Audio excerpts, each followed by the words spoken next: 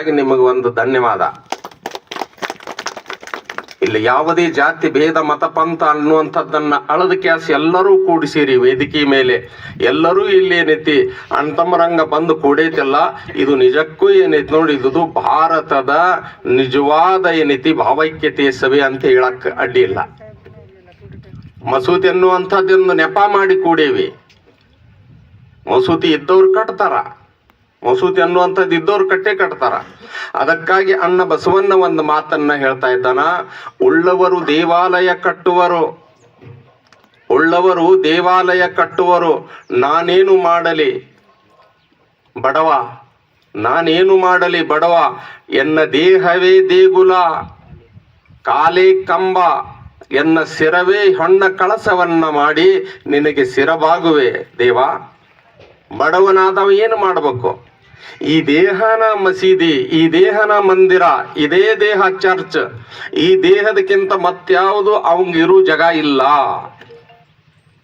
ಒಂದ್ ಕಡೆ ಹೇಳ್ತಾ ಇದ್ದಾನ ಅಲ್ಲಾಹ ರಬ್ಬುಲ್ ಇಜ್ಜತ್, ನನ್ನನ್ನ ಹಿಡಿಸುವಂತ ಈ ಜಗತ್ತಿನೊಳಗೆ ಯಾವುದು ಶ್ರೇಷ್ಠವಾದ ಭಾಗ ಯಾವ್ದಾರ ಇದ್ರೆ ಏನೈತಿ ನೋಡು, ಅದು ಮಸೀದಿಗಳದಾವು, ಮಂದಿರಗಳದಾವು, ದೇವರ ನಾಮಸ್ಮರಣೆ ಮಾಡುವಂತ ಒಂದು ಸ್ಥಳ ಅಂತ ಏನ್ ನಾವು ಮಾಡ್ಕೊಂಡೇವಲ್ಲ, ಅವು ಶ್ರೇಷ್ಠವಾದಂಥ ಜಗ. ಅತಿ ಕೆಟ್ಟ ಜಗ ಯಾವ್ದು ಈ ಭೂಮಿ ಮೇಲೆ ಅಂದ್ರ ಬಾಜಾರ್ ಅಂತ ಹೇಳ್ಯಾರ ಪ್ರವಾದಿ ಸಲಾ ಸಲ್ಲೆಮರ. ಯಾಕ ಅಲ್ಲಿ ದೇವರ ನಾಮಸ್ಮರಣೆ ಮಾಡುವಂತ ಜಗ ಅಲ್ಲದ, ಅಲ್ಲೇ ಬರುವುದಿಲ್ಲ, ಅಲ್ಲೇ ಪಿಶಾಚಿಗಳ ಜಗ ಇರ್ತೈತಿ. ನಿಜವಾದ ಮಸೀದಿ ಮಂದಿರ ಯಾವ್ದಾರ ಇದ್ರ ಅದು ಮನುಷ್ಯನ ದೇಹ ಐತಿ, ಅವನ ಜಗ ದೇಹ ಹೃದಯದೊಳಗ ಬಯಸ್ತಾನ. ಅಂದಾಗ ಆ ಹೃದಯ ಸ್ವಚ್ಛ ಮಾಡ್ರಿ ಅಂತ 1,84,000 ಪ್ರವಾದಿಗಳು ಹೇಳಿದ್ರು. ಆ ಹೃದಯ ಸ್ವಚ್ಛ ಮಾಡ್ಕೊಳ್ರಿ. ಇದಾವನ ಮಸೂತಿ, ಇದಾವನ ಮಂದಿರ, ಚರ್ಚ್ ಅಂದ್ರ ಅದ. ಇದು ಸ್ವಚ್ಛ ಆತಪ ಅಂತಂದ್ರ ನಿನಗಿಂತ ಶ್ರೇಷ್ಠರ ಯಾರು ಇಲ್ಲ. ಅವ ಇಲ್ಲಿ ಬಂದು ಕುಂದಿರ್ತಾನ. ಅದಕ್ಕಾಗಿ ಏನೈತಿ ನೋಡು, ಒಂದು ಮಂತ್ರ ಎಲ್ಲರಿಗೂ ಹೇಳಿಕೊಟ್ರು. ಆ ಮಂತ್ರದ ಅರ್ಥ ಏನಪ್ಪಾ ಅಂತ ಕೇಳಿದ್ರ, ಪ್ರತಿಯೊಬ್ರು ಕನ್ನಡದೊಳಗ ಅದಕ್ಕ ಬೀಜ ಮಂತ್ರ ಅಂತ ಕರೀತಾರ, ಅರಬಿ ಭಾಷಾದೊಳಗ ಕಲ್ಮಾ ಅಂತಾರ, ವೇದದೊಳಗ ಅನ್ಕಹಿ ಎಂಬ ಮಂತ್ರ ಅಂತಾರ. ಅದಕ್ಕ ಅದು ಯಾವ ಮಂತ್ರ ಅಂತ ಕೇಳಿದ್ರ, ಲಾ ಇಲಾಹ ಇಲ್ಲಲ್ಲಾ ಮುಹಮ್ಮದುರ್ ರಸೂಲುಲ್ಲಾ ಅಂತೇಳಿ. ಎಷ್ಟೋ ಮಠದೊಳಗೆ ದೀಕ್ಷಾ ತಗೊಳ್ಳುವಂತ ಸಂದರ್ಭದೊಳಗ ಈ ಬೀಜ ಮಂತ್ರವನ್ನ ಅಂದ ಪಠನ ಮಾಡೇ ಏನೈತಿ ನೋಡಿ ದೀಕ್ಷಾ ತಗೊಳ್ಳುವಂತ ಸಂಪ್ರದಾಯ ಐತಿ. ಇದು ಏನು ಹೇಳ್ತೈತಿಪ್ಪ ಅಂತ ಕೇಳಿದ್ರ, ಲಾ ಅಂದ್ರೆ ಏನು ಇಲ್ಲ, ಎಲ್ಲೇ ಹೃದಯದೊಳಗ ಅಂತರಾತ್ಮದೊಳಗ ಏನು ಇಲ್ಲ, ಸ್ವಚ್ಛ ಮಾಡ್ರಿ ಇದನ್ನ. ಯಾವಾಗ ಇದು ಸ್ವಚ್ಛ ಆತು ಲಾ ಅನ್ನುವಂಥದ್ದನ್ನ ಅದನ್ನ ಕಸಬರಿಗೆ ಮಾಡ್ಕೊಳ್ರಿ, ಆ ಹೃದಯದ ಸ್ವಚ್ಛ ಮಾಡ್ಕೊಳ್ರಿ. ಆ ಹೃದಯ ಸ್ವಚ್ಛ ಆತು ಅಂತಂದ್ರ ಇಲಾಹ ಇಲ್ಲಲ್ಲಾ ಬರ್ತಾನ. ಈಗ ಅಲ್ಲಾ ಬರ್ತಾನ ಅಲ್ಲೇ, ಎಲ್ಲೇ ಎದ್ಯಾಗ ಬರ್ತಾನ. ಈಗ ನಾವೇನ್ ಮಾಡ್ಬಿಟ್ಟೇವಿ ಅಂದ್ರ ಈ ಹೃದಯ ಬಿಟ್ಟವನ್ನ ಮಸೂತಿಯಾಗಿಟ್ಟೇವಿ, ಮಂದಿರದಾಗಿಟ್ಟೇವಿ, ಚರ್ಚಿನಾಗಿಟ್ಟೇವಿ. ಏನ್ರಿ ಅದಕ್ಕಂತಿರ್ತಾರ ನೋಡು, ಮಸೂತಿಯಾಗ ಸುಳ್ಳು ಹೇಳಬಾರ್ದು, ಮಂದಿರದೊಳಗೆ ಸುಳ್ಳು ಹೇಳಬಾರ್ದು, ಚರ್ಚಿನಾಗ ಸುಳ್ಳು ಹೇಳಬಾರ್ದು. ಹಂಗಾರ ಹೊರಗೆ ಹೇಳಿದ್ರೆ ನಡೀತಿತ್ತೇನ? ಯಾಕ್ರಿ ಅಂದ್ರ ಹೊರಗಿಲ್ಲವ, ಮಸೂತಿಯಾಗ ಅಷ್ಟ ಅದಾನ. ಅವನು ಮಸೂತಿಯಾಗ ಸ್ಥಿಮಿತ ಮಾಡಿದ್ವಿ. ಒಬ್ಬೊಬ್ರು ಅಂತಿರ್ತಾರ ನೋಡ್ರಿ, ದೇವ್ರ ಕುಂತಾನಳ ಅವ ಮೇಲೆ ನೋಡಾಕ್ ಹತ್ಯಾನ, ಕಣ್ಣು ಮುಚ್ಕೊಂಡಿಲ್ಲ. ಅವನ್ ಎಷ್ಟು ದೂರ ಇಟ್ಟೇವಿ? ಆಕಾಶದ ಮೇಲೆ ಇಟ್ಟೇವಿ. ಯಾವಾಗ ಹೆದರಿಕೆ ಬರ್ಬೇಕು? ಅವನ ಬಗ್ಗೆ ಭಯಾನೂ ಬರುದಿಲ್ಲ, ಅವನ ಬಗ್ಗೆ ನಂಬಿಕೆನೂ ಹುಟ್ಟುವುದಿಲ್ಲ. ಯಾಕ? 7 ಆಕಾಶದ ಮೇಲೆ ಇಟ್ಟಿವ ಅವನ್ನ. ಈಗ ನೋಡ್ರಿ, ಮನಿ ಹೊಲದೊಳಗ ಕಳೆ ತೆಗಿ ಮುಂದ, ಹೆಣ್ಮಕ್ಳು ಕಳೆ ತೆಗಿ ಮುಂದ್ ಮಾಲಕ್ ಮುಂದಿದ್ನವ್ರ ಬಗ್ಗೆ ಕಳೆ ತೆಗಿತಿರ್ತಾರ. ಯಾಕ್ರಿ? ಅದ್ರಾಗ ಒಂದು ಹುಡುಗಿ ಮುಂದೆ ಓಡ್ತಿರ್ತೈತಿ, ಈ ಮಾಲಕ್ ನನಗ್ ಪಸಂದ್ ಮಾಡಿದ್ರೆ ಸಾಕಂತೇಳಿ. ಅವ್ರ ಹಿಂದಿದ್ದವ್ರ ಹುಷ್ ಅಂತಿರ್ತಾರ, ಹಳ್ಳ ಹೋಗಿತಿರ್ತಾರ. ಯಾಕ್ರ ಬೇ ನೀವ್ಯಾಕೆ ಹಿಂದದ್ರಿ? ನಮ್ದು ಅಡು ಬಾಳ ಐತ್ರಿ ಸಾವ್ಕಾರ. ಮತ್ತ ಅಕ್ಕಿ ಹೊಂಟಾಳಲ್ಲ, ಅಕ್ಕಿಗೆ ಅಡು ಇಲ್ಲನ? ಹಳಕೈತ್ರಿ ಅಕ್ಕಿ ದೊಡ್ಡ. ತೆಗಿರಿ, ಸುಮ್ನ ನೆವ ಹೇಳಕ್ ಹೋಗ್ಬೇಡ್ರಿ. ಹೋಗುದನೇ ಇಲ್ಲ ಅವ ಮುಂದ್ಕ. ಎಲ್ಲಿಂದ ಒಂದ್ ಫೋನ್ ಬಂತ, ಹಂಗ ಮಾತಾಡ್ಕೊಂತ ಹತ್ತಾಗ ಸರದ, ಇವತ್ತೇನಾಗಿತ್ತೆ ನಿಮ್ ಸಾವ್ಕಾರ ಎದಿ ಮ್ಯಾಗ ನಿಂತತೆ ಅವ್ವ. ಮುಂದಕ್ಕೆ ಹೋದ ನಂತರ ಅಕ್ಕಿಗೆ ಯಾಕ ಹಳ್ಳೊಗದ್ರು ನೀ ನಿಲ್ಲಿಲ್ಲ, ಹುಷ್ ಹುಷ್ ಅಂದ್ವಿ ಹೋಗ್ಬೇಡ ಅಂತೇಳಿ ಒಟ್ಟ ನಿಲ್ಲವಲ್ಲಿ. ಈ ಸೌಕರ್ಯನ ಹೊಲಸ್ಕೊಂಡು ಈ ಮನಿ ಸೊಸಿ ಆಗ್ಬೇಕಂತ ಮಾಡಿ ಏನು ಅಂತ ಒಂದ್ ಬಾಂಬ್ ಹೋಗಿದ್ರ ಗಪ್ಪನ ನಿಂತು ಬಿಟ್ಲ ಅವಾಗಕ್ಕೆ. ಯಾವಾಗ ಮುಂದಕ್ಕೆ ಹೋದ ಎಲ್ಲರೂ ನೆತ್ತಿಸ್ಲು ಆಗಿಬಿಟ್ರು. ಯಾಕ ಎದುರಿಗೆ ಅದನ್ನ ಮಾಡಾಕತ್ತಾರ. ಈಗ ಹಂಗ ದೇವರನ್ನ ನಾವು ಆಕಾಶದ ಮ್ಯಾಗಿಟ್ವಿ, ಗುಡಿ ಗುಂಡಾರದೊಳಗಿಟ್ವಿ, ಮಸೀದಿ ಒಳಗಿಟ್ವಿ ಅಂದಾಗ ಮನುಷ್ಯ ಎಲ್ಲಿ ಭಯ ಬರಾಕ್ ಸಾಧ್ಯತೆ? ಅವನ ಹೃದಯ, ಅವನ ಮಸೀದಿ, ಅವನ ಜಗ ಯಾವುದು ಇದ್ರ ಅದು ಹೃದಯ ಐತಿ. ಅದಕ್ಕಾಗಿ ಈ ಹೃದಯವನ್ನ ಸ್ವಚ್ಛ ಮಾಡ್ಕೊಳ್ರಿ. ಹಂಗಾದ್ರೆ ಈ ಮಸೂತಿ ಈ ಯಾಕಿಷ್ಟು ಗೌರವ, ಮಂದಿರಕ್ಕೆ ಯಾಕಿಷ್ಟು ಗೌರವ? ನಮ್ಮ ಮನಿಗಿನೂ ಅದೇ ಇಟ್ಟಂಗಿಯಿಂದ ಕಟ್ಟೇವಿ, ಅದೇ ಚೌಕಟ್ಟು, ಅದೇ ಬಾಗಿಲ. ನಮ್ಮನಿಗೆ ಏನು ವಸ್ತುಗಳನ್ನ ಬಳಸೇವಲ್ಲ, ಇದಕ್ಕೂ ಅದ ವಸ್ತುಗಳಿಂದ ಬಳಸೇವಿ. ಹಂಗಾರೆ ಇಲ್ಲಿ ಯಾಕೆ ಗೌರವ ಕೊಡಬೇಕು ಅಂತ ಕೇಳಿದ್ರ, ನಮ್ಮ ಮೇಲೆ ಹೇರಿದಂತ ಭಾರವನ್ನ ಇಳಿಸ್ಕೊಳ್ಳುವಂತ ಜಗ ಇದು. ಇಲ್ಲೇ ನಮ್ಮ ಮೇಲೆ ಏನು ಹೇರೇನಲ್ಲ ಭಗವಂತ, ಆ ಭಾರವನ್ನ ಇಳಿಸಿಕೊಂಡು ನೆಮ್ಮದಿಯಾಗಿ ಇರುವಂತ ಜಗ, ಶಾಂತಿಯನ್ನ ಪಡೆಯುವಂತ ಜಗ ಅನ್ನೋದಕ್ಕೋಸ್ಕರವಾಗಿ ಈ ಮಸೀದಿಗೆ ಇಷ್ಟೊಂದು ಗೌರವ ಐತಿ. ಅದಕ್ಕಾಗಿ ಮಾನವನಿಗೆ ಮಸೀದಿ ಮಂದಿರಗಳು ಹೆಂಗಪ್ಪ ಅಂತಂದ್ರ ಮೀನಕ್ಕ ನೀರಿದ್ದಂಗ. ಮೀನ ನೀರದ ಬಗೈರ್ ಬದುಕುವುದಿಲ್ಲ. ಅದನ್ನ ಒಂದ್ ವೇಳೆ ಹೊರಗೆ ತೆಗೆದು ಈ ಜಗತ್ತಿನ ರಾಜಾನ್ನ ಮಾಡ್ತೀವಿ ಅಂತೇಳಿ ಸಿಂಹಾಸನದ ಮೇಲೆ ಕುಂದಿರ್ಸಿದ್ರ ಆ ಮೀನ್ ಅಂತಕ್ಕಂಥದ್ದು ಏನೈತಿ ವಿಲಿ ವಿಲಿ ಒದ್ದಾಡಿ ಪ್ರಾಣ ಬಿಡ್ತೈತಲ್ಲ ವಿನಃ ಆ ನೀರಿನಿಂದ ಹೊರಗೆ ಬರುವುದನ್ನ ಸಹಿಸಿಕೊಳ್ಳುವುದಿಲ್ಲ. ಹೆಂಗ ಅದೇ ರೀತಿ ಏನೈತಿ ಬಂಧುಗಳೇ, ಈ ಮಾನವ ಯಾರು ಅರಿತೊಡೆ ಶರಣ ಮರೆಯದೊಡೆ ಮಾನವ ಅನ್ನುವಂಥವ್ರಿಗೆ ಏನೈತಿ ನೋಡು, ಈ ಜಗ ಅನ್ನುವಂಥದ್ದು ನೀರಿದ್ದಂಗ. ಅದಕ್ಕಾಗಿ ಮಸೀದಿಗೆ ಹೆಚ್ಚಾಗಿ ಬರು ಹೋಗುವವನಿಗಾಗಿ ಅಲ್ಲಾಹನ ಪ್ರವಾದಿ ಹೇಳಿದರು, ಇವ ಸತ್ಯವಂತ ಅನ್ನುವಂಥದ್ದನ್ನ ಸಂದೇಶ ಕೊಡ್ರಿ, ಇವ ವಿಶ್ವಾಸಿಕ.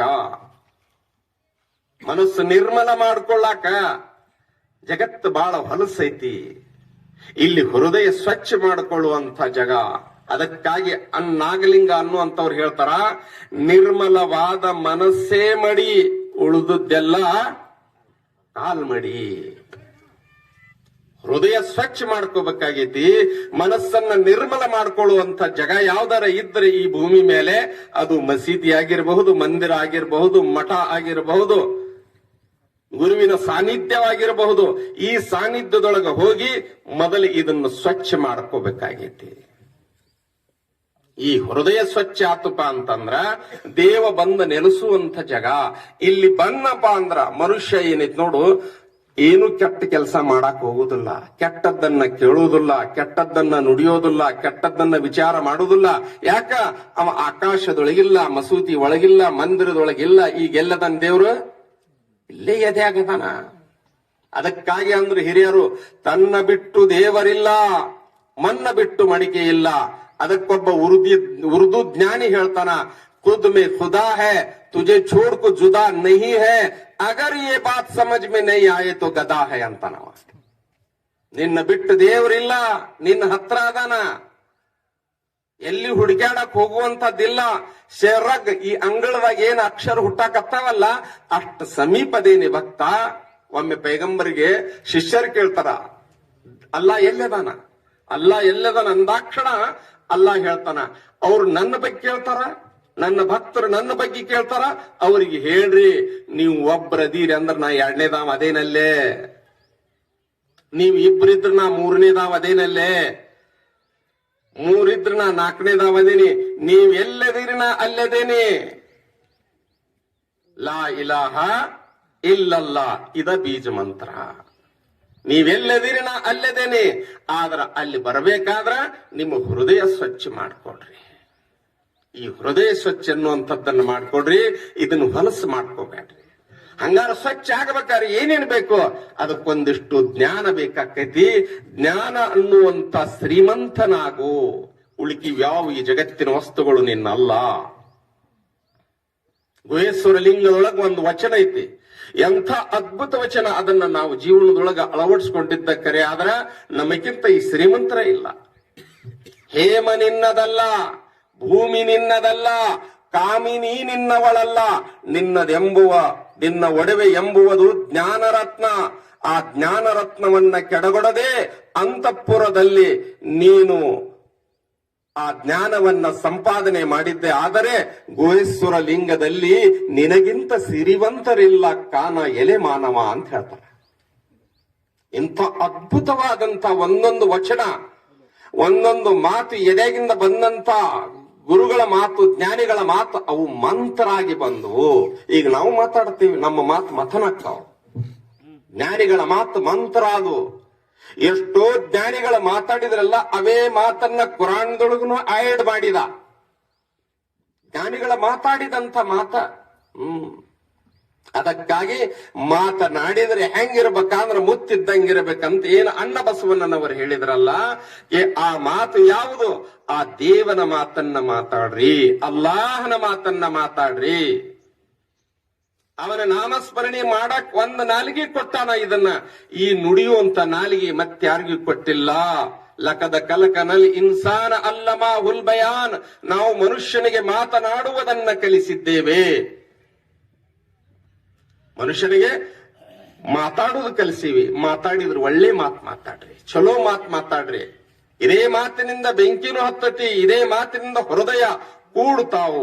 ಆ ಹೃದಯ ಕೂಡಾಕ, ಆ ನಾಲಿಗೆಯಿಂದ ಉತ್ತಮವಾದ ಮಾತು ಬರಾಕ ಅದು ಯಾವ್ದಪ್ಪ ಅಂದ್ರೆ ಹೃದಯವೆಂಬ ಭೂಮಿ ಒಳಗ ಜ್ಞಾನವೆಂಬ ದೀಪ ಹಚ್ಚ್ರಿ, ಜ್ಞಾನವೆಂಬ ದೀಪ ಬೆಳಗಸ್ರಿ. ಆ ಜ್ಞಾನವೆಂಬ ದೀಪ ಬೆಳಗತಿಪ ಅಂತಂದ್ರ ನಿಮಗೇನೈತ್ ನೋಡು, ಈ ಜಗತ್ತಿನೊಳಗ ಎಂದು ಸವಿಯಲಾರದಂತ ಸುಖ ಸಿಗತೈತಿ, ಎಂದೂ ಸವಿಯಲಾರದಂತ ನೆಮ್ಮದಿ, ಶ್ರೀಮಂತರಾಕ್ಕಿರಿ. ತಿನ್ನಲಿಕ್ಕೆ ಆಹಾರ ಇರಾಕಿಲ್ಲ, ತೊಡಾಕ ಬಟ್ಟೆ ಇರಾಕಿಲ್ಲ, ಇರಾಕ್ ಮನಿ ಇರಾಕಿಲ್ಲ. ಹಿಂದಿನ ಜ್ಞಾನಿಗಳನ್ನ ನೋಡ್ರಿ, ಸರಿಯಾಗಿ ಮನಿ ಇಲ್ಲ, ಬಟ್ಟಿ ಸರಿಯಾಗಿರ್ಲಿಲ್ಲ, ತಿನ್ನಾಕ ಆಹಾರ ಇರ್ತಿದ್ದಿಲ್ಲ, ಆದ್ರ ಜ್ಞಾನದ ಸಂಪತ್ತು ಇರ್ತಿತ್ತು. ಅದಕ್ಕಾಗಿ ಇಂದಿಗೂ ನಮ್ಮ ಹಿಂದೂ ಬಾಂಧವರೊಳಗ ಒಂದು ಮುಕ್ತಾಯದ ಸಂದರ್ಭದೊಳಗಾಗಲಿ ಮೊದಲಾಗಲಿ ಒಂದು ಪದ್ಯದ ರೂಪವಾಗಿ ಹಾಡಿ ಹೊಗಳತರ ಅದನ್ನ ನಮ್ಗೆ ಅರ್ಥ ಮಾಡ್ಕೊಳಕ್ ಆಗವಲ್ದು. ಅದು ಏನಪ್ಪಾ ಅಂತಂದ್ರ, ಜ್ಞಾನಪೂರ್ಣಂ ಜಗಂ ಜ್ಯೋತಿ, ನಿರ್ಮಲವಾದ ಮನವೇ ಕರ್ಪೂರದ ಆರತಿ. ಸಂಪೂರ್ಣ ಜ್ಞಾನ ಇತ್ತಪ್ಪ ಅಂತಂದ್ರ ಆ ದೀಪ ಅನ್ನುವಂಥದ್ದು ಬೆಳಗದೈತಿ. ಆ ಬೆಳಕಿನೊಳಗೆ ಏನಿತ್ತು ಜೀವನ ಅನ್ನುವಂಥದ್ದು ಸುಗಮಯವಾಗಿ ಸಾಕ್ಸಾಕ್ ಕಾರಣಕ್ಕೈತಿ. ಆ ದೀಪ ಬೆಳಗಿಸ್ಕೊಳ್ಳುವಂತ ಜಗ ಯಾವ್ದಾರ ಈ ಭೂಮಿ ಮೇಲೆ ಇದ್ದಿದ್ದ ಖರೆ ಆದ್ರ ಅದು ಮಸೀದಿ, ಅದ್ ಮಂದಿರ, ಚರ್ಚ್, ಮಠ, ಇವೆಲ್ಲವೂ ಏನೈತಿ ಆ ಜ್ಞಾನದ ಬೆಳಕನ್ನ ಏನೈತಿ ಬೆಳೆಸ್ಕೊಳ್ಳೋದಕ್ಕಾಗಿ. ಆದ್ದರಿಂದ ಬಂಧುಗಳೇ, ಇವತ್ತೇನು ಇಲ್ಲಿ ಮಸೀದಿ ನಿರ್ಮಾಣ ಆಗೈತಲ್ಲ, ಈ ಮಸೀದಿಯ ಸ್ವಚ್ಛ ಮಾಡುವುದರ ಜೊತೆಗೆ ನಮ್ಮ ಹೃದಯನೂ ಕೂಡ ಸ್ವಚ್ಛ ಮಾಡ್ಕೋಬೇಕು. ದೇವ ಕುರಾನಿನೊಳಗ ಒಂದೇ ಸೂರಾದೊಳಗ ಒಂದ ಜಗಾದಾಗ 11 ಬಾರಿ ಆಣಿ ಮಾಡಿ ಹೇಳ್ಯಾನ ಒಂದು ವಸ್ತುವಿನ ಬಗ್ಗೆ. ಅದು ಯಾವ ಅಂದ್ರೆ ಹೃದಯದ ಸ್ವಚ್ಛತೆಯ ಬಗ್ಗೆ 11 ಸಲ ಆಣಿ ಮಾಡಿ ಹೇಳ್ಯಾನ. ಆಣಿ ಮಾಡಿ ಹೇಳುವುದು ಅವಶ್ಯ ಇದ್ದಿರಲಿಲ್ಲ ಅವಂಗ. ಆಣಿ ಮಾಡಿ ಹೇಳುದು ದೇವರಿಗೆ ಅವಶ್ಯ ಇದ್ದಿರ್ಲಿಲ್ಲ. ಅಂದ್ರ ಮನುಷ್ಯಗ ಆಣಿ ಮಾಡಿದ್ರ ಒಲಿಸ್ಕೊಳ್ಳುವುದಕ್ಕಾಗಿ ಆಣಿ ಮಾಡ್ತಾನ. ಯಾಕ್ರಿ ಆಣಿ ಮಾಡುದು ಎದಕ್ಕಂದ್ರ ಒಲಿಲಿ. ಈಗ ಒಂದು ಉದಾಹರಣೆ ಕೊಡ್ತೇನೆ ನಾ ದೃಷ್ಟಾಂತ. ಡಾಕ್ಟರ್ ಸಾಹೇಬ್ ಯಲಬುರ್ಗಿ ಸಾಹೇಬರಿಗೆ ನಾನು ಒಂದು ಮಾತು ಕೇಳಿದೆ. ಡಾಕ್ಟರ್ ಸಾಹೇಬ್ರ, ನನಗೊಂದು 10,000 ರೂಪಾಯಿ ಕೊಡ್ರಿ, 1 ವಾರ ಬಿಟ್ಟು ಕೊಡ್ತೇನೆ ಅಂತ ಕೇಳಿದೆ. 1 ವಾರದ ಕೇಳಿದ್ರೆ ಕೊಡ್ತಿದ್ನಲ್ರಿ ಜನಾಬ್ರ ಅಂತಾರ. ಮೊದಲನೇ ಮಾತಿಗೆ ಏನೈತಿ ನೋಡು, ಚಕ್ಕಣ ಕೊಟ್ಟು ಬಿಡ್ಬೇಕಾಗಿತ್ತು, ಕೊಡ್ಲಿಲ್ಲ. ಅವಾಗ ಏನೈತಿ, ಮತ್ತೊಂದ್ ಮಾತಂತೀನಿ, ನಾನೆಂದ್ರು ಕೊಡ್ತೇನ್ರಿ ಅಂತೀನಿ. ಆ ಮೊದಲಿನ ಮಾತಿನಕಿನ ಈ ಮಾತು ಒಟ್ಟು ವಜ್ಜಾತ. ಅದಕ್ಕೂ ಬಗ್ಗಲಿಲ್ಲ ಅವ್ರ. ಆಣಿ ಮಾಡಿದೆ, ನಾನೆಂದ್ರು ಕೊಡ್ತೇನೆ ಅಂದ್ಗಳಿಕೆನ. ಮತ್ ಅದಕ್ಕೂ ಬಗ್ಲಿಲ್ಲ ಅಂದಾಗ ನನ್ನ ತಾಯಿ ಆಣಿ ಮಾಡಿ ಹೇಳ್ತೇನ್ರಿ ಅಂದೆ. ಈಗ ಆ ಆಣಿಕಿನ ಇದು ದೊಡ್ಡ ಆಣಿ. ಅದಕ್ಕೂ ಬಗ್ಲಿಲ್ಲ, ನಮ್ ತಂದಿ ಆಣಿ ಮಾಡಿ ಹೇಳ್ತೇನ್ರಿ ಅಂತ. ಅದಕ್ಕೂ ಬಗ್ಲಿಲ್ಲ, ನನ್ನ ಮಗ ಐತ್ರಿ, ಇರುವುದು ಒಂದ ಮಗ, ಈ ಮಗನ ಮ್ಯಾಗ ಕೈ ಇಟ್ಟು ಆಣಿ ಮಾಡಿ ಹೇಳ್ತೇನ್ರಿ ನಾನು. ನನಗೇನ್ ಬೇಕ, 10,000 ರೂಪಾಯಿ ಕೊಡ್ರಿ. ಇಲ್ರಿ ಕೊಡ್ತೇನ್ರಿ ಜನಾಬ್ರ, ಈ ಮಗನ್ ಮ್ಯಾಗಿಂದು ಹೋದೊಳಕ್ಕೆ ಮನದೇವ್ರ ಆಣಿ ಮಾಡಿ ಹೇಳ್ತೇನ್ರಿ ಅಂದ. ಎಷ್ಟ್ ಆಣಿ ಆದ್ವು ಈಗ? 6 ಅಂತೂ ಆಗಿರ್ಬೇಕು. ಯಾಕ್ರಿ ಇವು ಒಂದೇ ಆಣಿಕ್ಕಿಂತ ದೊಡ್ಡ ದೊಡ್ಡ ಅದಾವ ಈಗ ಆಣಿ. ಈಗ ಯಾವ ಬಂತ ಈಗ ಆಣಿ? ಮಣದೇವ್ರಿಗೆ ಬಂತು. ಆ ಮಣಿದೇವ್ರ ಆಣಿ ಮಾಡಿ ಹೇಳಿದ್ದಕ್ಕೂ ಬಾಗ್ಲಿಲ್ಲಪ್ಪ ಅಂತಂದಾಗ ಕುರಾಣದ ಆಣಿ ಮಾಡಿ ಹೇಳ್ತೇನ್ರಿ ಅಂತಂದ. ಆ ಕುರಾಣಕ್ಕೂ ಬಗ್ಲಿಲ್ಲ ಅಂದ್ರ ಅಲ್ಲಾಹನ ಆಣಿ ಮಾಡಿ ಹೇಳ್ತೇನ್ರಿ. ಹಂಗ ಒಂದ ಜಗಾದೊಳಗ ಮೊದಲಿನ ಆಣಿಕಿನ ಎರಡನೇ ಆಣಿ ದೊಡ್ಡ ಹೊಕ್ಕೊಂತ ಇವು ಆಣಿಗಳು ಹೊಲಸಾಕದಾವಲ್ಲ, ಹೊಲಸುದಕ್ಕಾಗಿ. ಹಂಗ ಅಲ್ಲಾ ಕುರಾನಿನೊಳಗ ಮನುಷ್ಯನಿಗೆ ಹೊಲಸಾಕ ಹೇಳಾಕತ್ತಾನ. ಆಣಿ ಮಾಡಿ ಮಾಡಿ ಮಾಡಿ ಆಣಿ ಹೊಲಸಾಕ ಏನ್ ಹೇಳಾಕತ್ತಾನಂದ್ರ, ಯಾವನು ತನ್ನ ಹೃದಯವನ್ನ ಸ್ವಚ್ಛಗೊಳಿಸಿಕೊಂಡನೋ ಅವನು ಯಶಸ್ವಿಯಾದ. ಯಾವನು ತನ್ನ ಮನವನ್ನ ನಿರ್ಮಲಗೊಳಿಸಿಕೊಂಡ, ಸ್ವಚ್ಛ ಮಾಡಿಕೊಂಡ, ಅವ ಪರಗಳಲ್ಲಿ ಯಶಸ್ವಿಯಾದ. ಆ ಹೃದಯವನ್ನ ಸ್ವಚ್ಛ ಮಾಡಿಕೊಳ್ಳುವ ಜಾಗ ಯಾವ್ದಾರ ಈ ಭೂಮಿ ಮೇಲೆ ಇದ್ರ ಅದು ಮಸೀದಿ, ಮಂದಿರ, ಅಲ್ಹಮ್ದುಲಿಲ್ಲಾ, ಚರ್ಚ್, ಮಠ, ಗುರುವಿಂದ. ಅದಕ್ಕೋಸ್ಕರವಾಗಿ ಬಂಧುಗಳೇ, ಇವತ್ತಿನ ವೇದಿಕೆಯೊಳಗ ನಾವೆಲ್ಲರೂ ಧನ್ಯಾತ್ಮೆಗಳು. ಏನಪ್ಪಾ ಅಂತಂದ್ರ ಎಲ್ಲಾ ತೋಟದೊಳಗ ಬೆಳೆದಂತ ಹೂವಣ್ಣ ತಗೊಂಡು ಬಂದು ಈ ವೇದಿಕೆ ಮೇಲೆ ಕುಂದುರಿಸಿ ಎಲ್ಲರಿಗೆ ಹಿತನುಡಿಗಳನ್ನ ನುಡಿಯಾಕ, ಕೇಳಾಕ, ಇವತ್ತಿನ ಈ ಮಾತು ಕೇಳುವಂತ ಶ್ರೀಗಳ ಮಾತು ಕೇಳುವುದು ಈ ಹೃದಯ ಪಾವನಾಗಾಕ, ಸ್ವಚ್ಛ ಮಾಡ್ಕೊಳ್ಳಾಕ. ಅವರು ಒಂದೊಂದು ಮಾತಿನೊಳಗ ಎಷ್ಟು ಅರ್ಥ ಇರ್ತೈತಿ ಅಂತ ಕೇಳಿದ್ರ, ಸೂರ್ಯ ಉದಯ ಆದಾಕ್ಷಣ ಮೊದಲನೆಯ ಕಿರಣ ಮಗ್ಗಿ ಮೇಲೆ ಬಿದ್ದಾಕ್ಷಣ ಹೆಂಗ ಆ ಮಗ್ಗಿ ಆನಂದದಿಂದ ಮುಗುಳ್ಳಿಗೆ ನಗತಾ ಅರಳ್ತಾ ಇರ್ತದೋ, ಇವತ್ತಿನ ದಿವಸ ಅಲ್ಹಮ್ದುಲಿಲ್ಲಾ ಆ ವಾಣಿಗಳನ್ನ ನಾವು ಇವತ್ತು ಪಡ್ಕೊಳಕ್ ಬಂದೇವಲ್ಲ. ಇದರಿಂದ ನಮ್ಮೆಲ್ಲರ ಹೃದಯ ಅರಳಿ ನಾವು ಅಲ್ಲಾಹನಿಗೆ ಪ್ರೀತಿಗೆ ಪಾತ್ರರಾಗೋಣ ಅಂತಕ್ಕಂಥ ಮಾತನ್ನ ಹೇಳ್ತಾ, ಇಂದು ನೀವೆಲ್ಲ ಲಕ್ಕಟ್ಕಟ್ಟಿ ಗ್ರಾಮದವರು ಕರೆಸಿ ನನಗ ಸನ್ಮಾನ ಮಾಡಿ ಮಾತಾಡಕ್ ಏನ್ ಅವಕಾಶ ಮಾಡಿಕೊಟ್ರಲ್ಲ, ತಮ್ಮೆಲ್ಲರಿಗೂ ಮತ್ತೊಮ್ಮೆ ವೇದಿಕೆ ಮೇಲೆ ಇದ್ದಂತಹ ಎಲ್ಲಾ ಸಿದ್ಧಿ ಪುರುಷರಿಗೂ ಮಹಾನುಭಾವರಿಗೆ ನನ್ನ ಮತ್ತೊಮ್ಮೆ ಅಸ್ಸಲಾಮು ಅಲೈಕುಂ ವರಹಮತುಲ್ಲಾಹಿ ವಬರಕಾತುಹು.